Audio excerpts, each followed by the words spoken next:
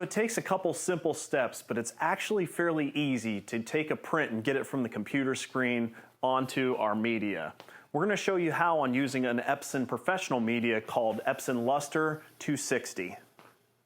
So we're creating a poster, and once we've loaded the media into the printer, we select the first roll that we've loaded it into, and then select roll 1 again.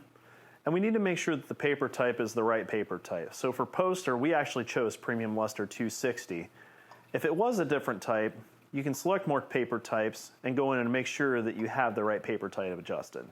So right now we have Premium Luster 260. It was already in there, but we'll choose that again.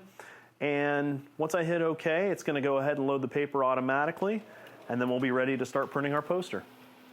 It's time to move to the computer and make a couple adjustments so you can print. In this case, we've pulled in our print file into Photoshop, and we're going to pull up File, Print, then adjust the media type to match what we want to print. In the printer, we loaded Premium Luster Photo Paper 260, and we've chosen that here in the printer profile. So that's the first step, and then we'll move on to print settings to adjust the size, the roll, and the quality that we want. So adjusting the size, we've adjusted the document size to 24 by 36. That's the poster that we want, which is also known as US ARC. We hit OK. Our size is now adjusted. Then we go to Source, and we hit Roll 1, which is the media roll that we loaded this paper on.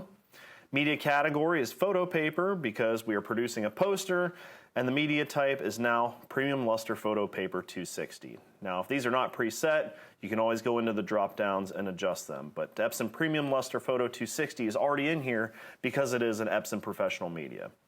The last thing to adjust is the level of quality. So we can go down to speed to produce a faster print with less quality, or we can go up to max quality to produce a finer print with less speed. In this case, we'll just choose quality, hit OK, and then hit print.